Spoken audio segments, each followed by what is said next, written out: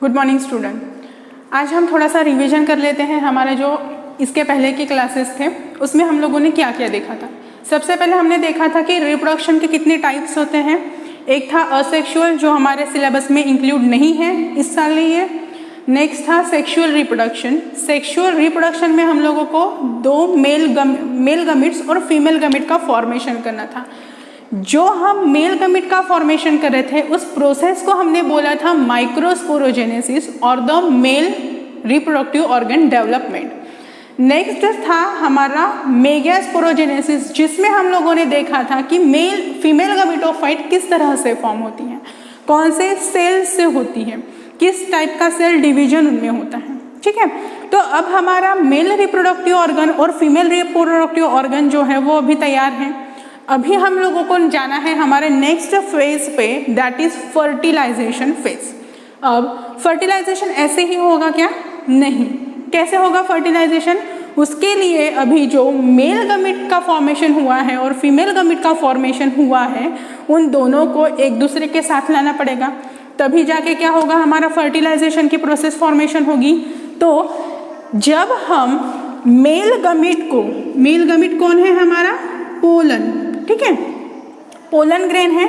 जब हम इन pollen grain को हमारे फीमेल रिप्रोडक्टिव ऑर्गन मतलब ही हमारे स्टिग्मा पे लाएंगे तभी क्या होगा? फर्टिलाइजेशन होगा, तभी फर्टिलाइजेशन की प्रोसेस आगे बढ़ेगी।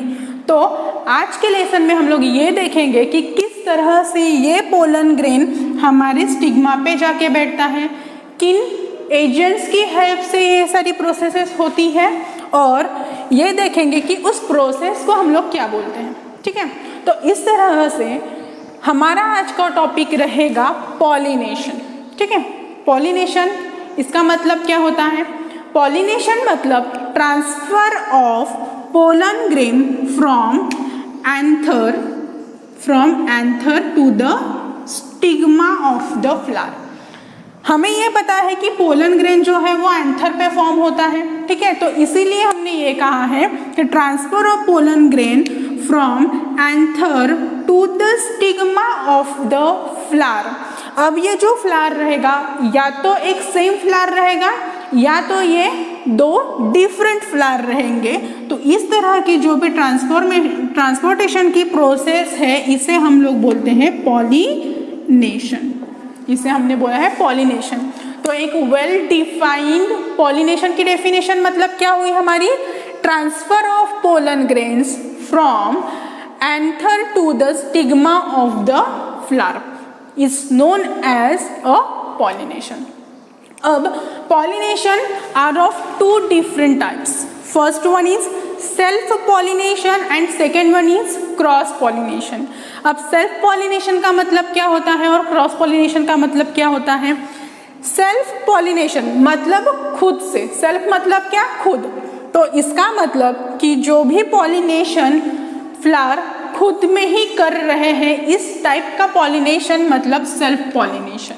मतलब इसमें जो भी ट्रांसफर ऑफ पोलन ग्रेन्स होंगे वो एक ही फ्लावर के बीच में होंगे। मतलब यहाँ पे डेफिनेशन कैसे होंगी? Transfer of pollen grain from anther to the stigma of the same flower of same plant. मतलब यहाँ पे एक प्लांट है, इसी प्लांट में एक फ्लावर है। ठीक है, ये है हमारा एक फ्लावर। इस फ्लावर में सब कुछ है, कौन कौन? एंड्रोशियम भी है और गाइनोशियम भी है। तो इसमें जो भी एंड्रोशियम और गाइनोशियम है तो क्या होगा? इसके ही एंथर के जो पोलन ग्रेन्स है वो उसी फ्लावर के स्टिग्मा पे जाके अटैच्ड होंगे। इस टाइप की जो प्रोसेस रहेगी इसे हम लोग बोलेंगे सेल्फ पॉलिनेशन। इसे हमने कहा है self pollination. Next is cross pollination. Cross मतलब इस तरह से हम लोग बोलते हैं। ठीक है, तो इसके लिए हम लोगों को दो फ्लावर लगेंगे, या तो वो सेम प्लांट के रहेंगे या तो वो डिफरेंट प्लांट के रहेंगे। तो क्रॉस पॉलिनेशन का मतलब ये होगा transfer of pollen grains from anther to the stigma of two different flower, two different flower. अगर मैं इस तरह से टू डिफरेंट फ्लावर बोल रही हूँ तो वहाँ पे आएगा हमारा cross pollination. Two different flower of same species, species एक ही रहेगा लेकिन प्लांट अलग अलग रहेंगे। फॉर एग्जाम्पल अगर मैं ये ले रही हूँ हिबिस्कस का स्पीसीज ए और मुझे यहाँ पे दिखाना है क्रॉस पॉलिनेशन, तो इसके लिए सिर्फ एक प्लांट रहेगा चलेगा क्या? नहीं, मैंने क्या कहा है यहाँ पे टू डिफरेंट फ्लावर, तो वो दूसरा जो डिफरेंट फ्लावर रहेगा वो रहेगा किसी अनादर स्पीसीज, अनादर हिबिस्कस स्पीसीज का। तो यही हिबिस्कस है, हिबिस्कस जो है वो है हमारा जीनस, ठीक है, और ये है हमारा स्पीसीज बी। तो मतलब क्या हुआ कि एक ही स्पीसीज के ये भी हिबिस्कस है वो भी हिबिस्कस है, लेकिन उसके जो प्लांट है वो अलग अलग है। तो इस टाइप से जो अलग अलग प्लांट है सेम स्पीसीज के, उनमें अगर ट्रांसफर ऑफ पोलन ग्रेन हो रहा हो, यहाँ पे हम लोग दिखा देते हैं कि ये है हमारे पोलन ग्रेन्स, और पोलन ग्रेन्स यहाँ से क्या हो रहे हैं, इसके स्टिग्मा पे जाकर अटैच्ड हो रही है, तो इसे हम लोग बोलेंगे हमारा क्रॉस पॉलिनेशन। तो इस टाइप से रहेगा हमारा क्रॉस पॉलिनेशन, जिसमें टू डिफरेंट फ्लावर क्या करेंगे, हमारा उनका ट्रांसफर ऑफ पोलन ग्रेन करेंगे ऑफ द सेम स्पीसीज। इस टाइप के पॉलिनेशन को हम लोग बोलते हैं क्रॉस पॉलिनेशन। ये हो गई हमारी क्रॉस पॉलिनेशन की डेफिनेशन। अब जब हम सेल्फ पॉलिनेशन पढ़ते हैं तो सेल्फ पॉलिनेशन में फर्दर टू डिफरेंट ग्रुप्स आते हैं। एक होता है ऑटोगमी, तो दूसरा होता है नीटोगमी। अब ऑटोगमी मतलब क्या? ऑटो मतलब क्या होता है? सेम या फिर सेल्फ, इस तरह से बोल सकते हैं। तो यहाँ पर इस सेल्फ टाइप के पॉलिनेशन में क्या होता है, ये मतलब transfer of pollen grain with in only one flower, मतलब यहाँ पे सिर्फ वन फ्लावर रहेगा एक ही स्पीसीज का, ठीक है। यहाँ पे एक फ्लावर इंक्लूड रहेगा ऑटोगमी में, मतलब transfer of pollen grains from anther to the stigma of the same flower, मतलब इन ब्रीडिंग मतलब सेम फ्लावर में अगर ब्रीडिंग हो रही है तो that is inbreeding. Outbreeding को हम लोग बोलेंगे क्रॉस पॉलिनेशन। क्रॉस पॉलिनेशन मतलब आउट ब्रीडिंग और सेल्फ पॉलिनेशन मतलब इन ब्रीडिंग। ये दो टर्मिनोलॉजी भी हमको याद में रखनी पड़ेगी। तो ऑटोगमी में हमने बोला है कि इसमें सिर्फ एक फ्लावर पार्टिसिपेट करेगा, उसी एक फ्लावर के एंथर उसी फ्लावर के स्टिग्मा पे जाके अटैच हो गए, इस टाइप की प्रोसेस ऑटोगमी। तो दूसरी जो है नीटोनोगैमी, तो इसमें क्या होगा कि यहाँ पर सिर्फ एक फ्लावर प्रेजेंट था, यहाँ पे two flowers of same plant, मतलब एक प्लांट है।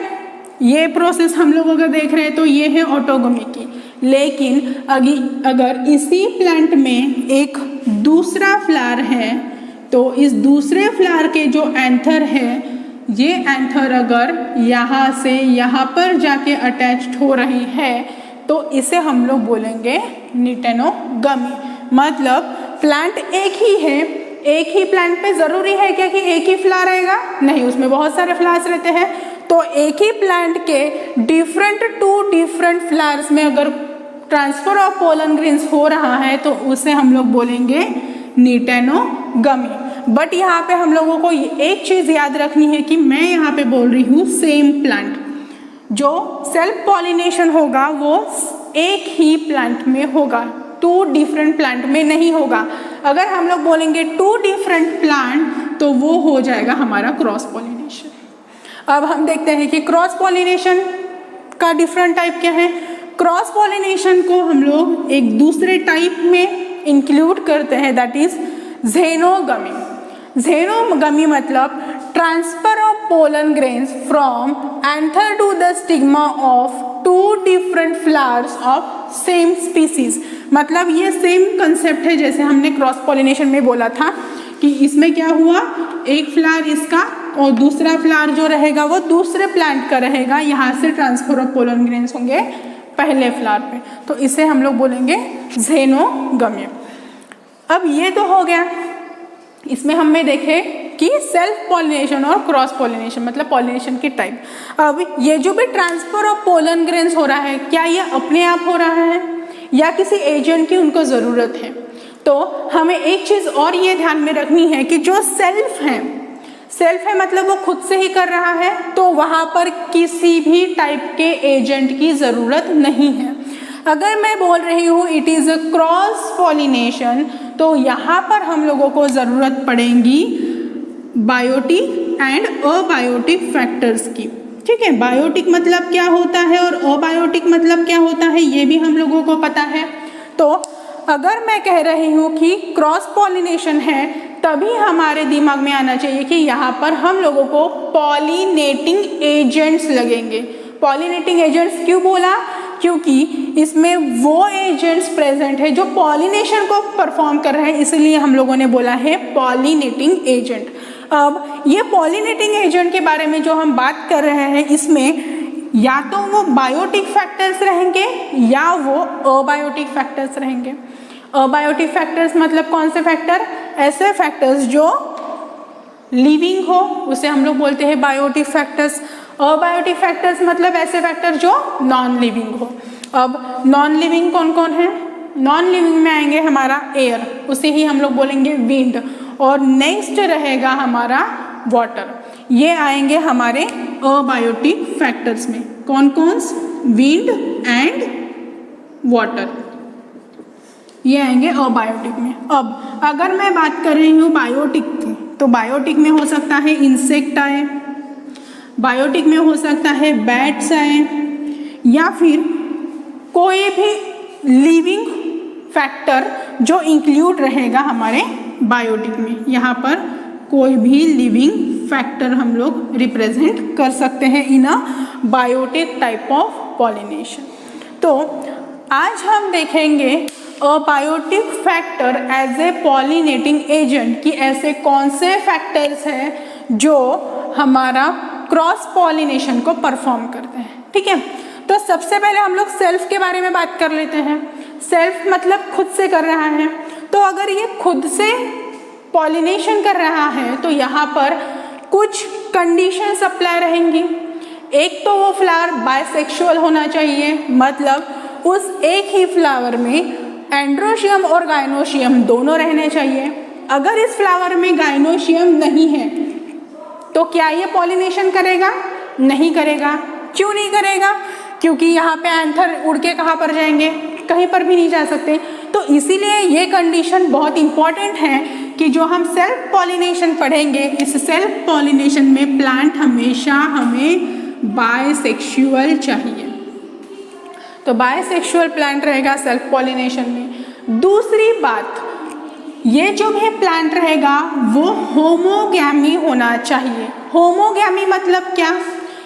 Homogamy is a condition where male reproductive organ and female reproductive organ same time पर मैच्योर होंगे। अगर रिप्रोडक्टिव ऑर्गन सेम टाइम पे मैच्योर नहीं हुए तो क्या वो रिप्रोडक्शन कर पाएंगे? नहीं कर पाएंगे। तो एक ये दूसरी कंडीशन रहेगी हमारी कि जो कंडीशन हमारे सेल्फ पॉलिनेटिंग फ्लावर में प्रेजेंट होनी चाहिए, होमोगमी, गाइनोशियम और एंड्रोशियम एक साथ मैच्योर होने चाहिए, तभी जाके जो भी फर्टिलाइजेशन होगा वो सक्सेसफुल फर्टिलाइजेशन होगा। इस तरह से ये हुई हमारी सेकेंड कंडीशन। Next is कैस्मोगमी।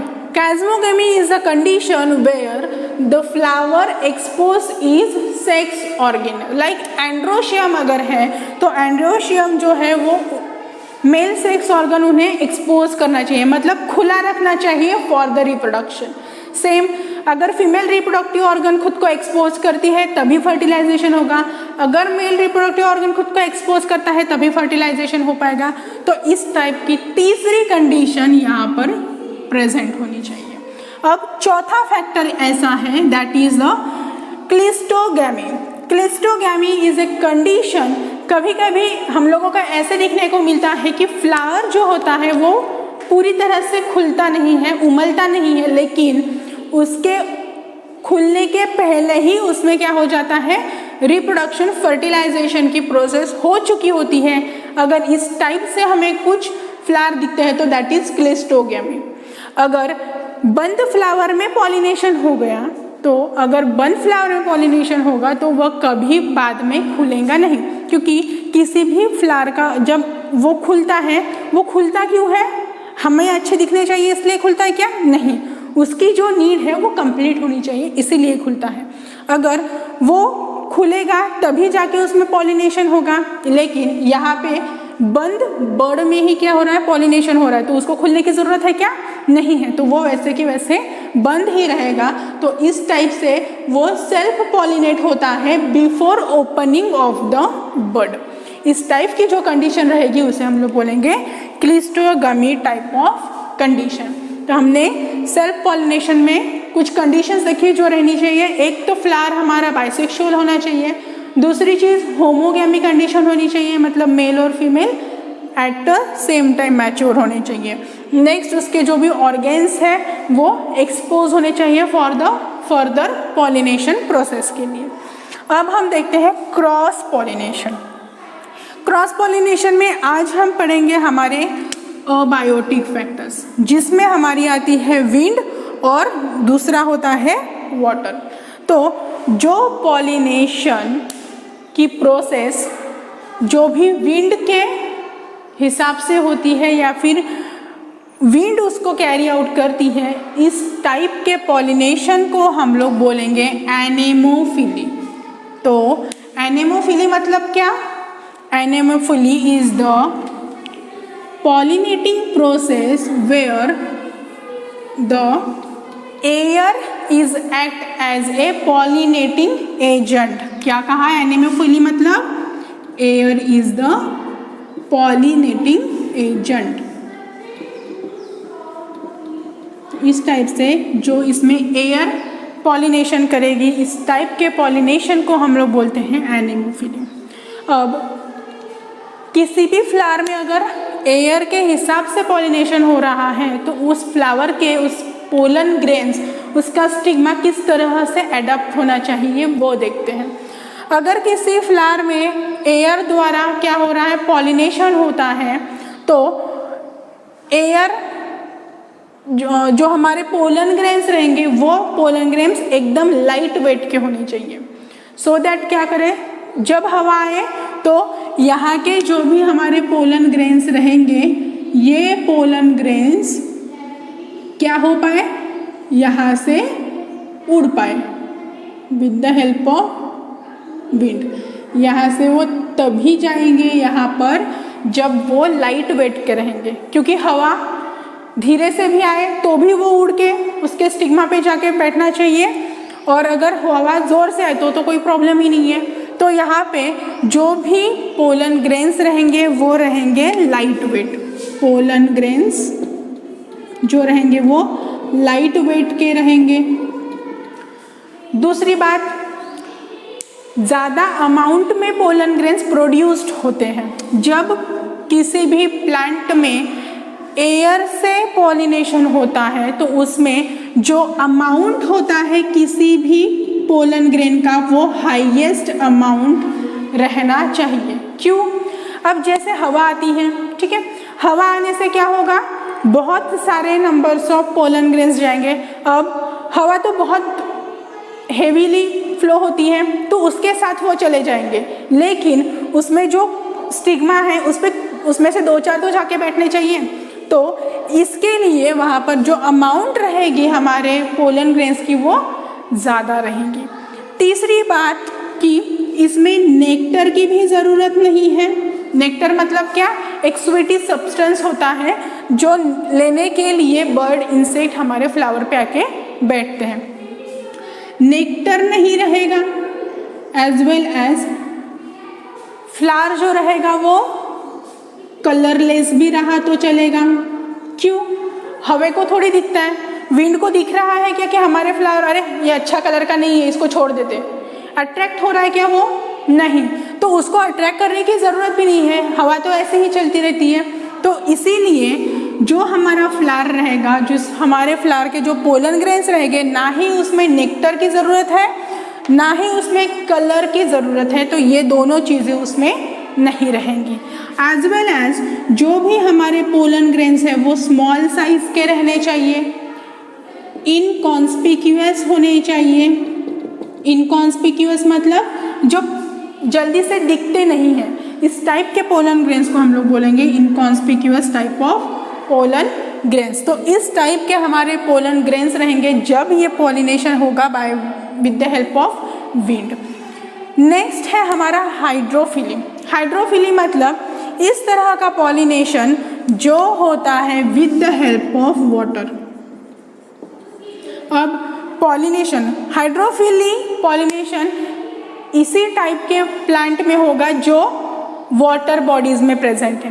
जो वाटर बॉडीज में प्रेजेंट नहीं है उनमें या तो विंड से होगा या फिर अदर किसी भी बायोटिक फैक्टर्स की वजह से होगा। हाइड्रोफिली मतलब the pollination which is perform by the with the help of water. अब जो हाइड्रोफिली होती है, हाइड्रोफिली में 2 टाइप्स के होते हैं। First one is hypohydrophily, second one is epihydrophily. Hypo मतलब दबे हुए, तो हाइपोहाइड्रोफिली मतलब ऐसी कंडीशन कि जिस कंडीशन में हमारे जो प्लांट रहेंगे वो सबमर्ज्ड रहेंगे हमारे प्लांट बॉडी में। मतलब प्लांट बॉडी का जो सरफेस है उस सरफेस के नीचे पॉलिनेशन होगा, मतलब एट द सरफेस लेवल नहीं होगा। इस टाइप का जो पॉलिनेशन रहेगा उसे हम लोग बोलेंगे हाइपोहाइड्रोफिली, जो सरफेस के नीचे रहेगा। दूसरा है एपीहाइड्रोफिली। एपी मतलब ऊपर, ऐसा पॉलिनेशन जो वाटर सरफेस पे होता है, जो क्या रहेगा वाटर सरफेस पे परफॉर्म रहेगा, वो रहेगा हमारा एपीहाइड्रोफिली। और ये बिलो वाटर सरफेस। अब यहाँ पे पोलन ग्रेन्स किस तरह के होने चाहिए या फिर स्टिग्मा किस तरह से रहना चाहिए? जब कंडीशन होती है हाइपोहाइड्रोफिली, मतलब किसी भी प्लांट में जो पोलन ग्रेन्स हैं वो पोलन ग्रेन हेवी होने चाहिए। क्यों होने चाहिए हेवी?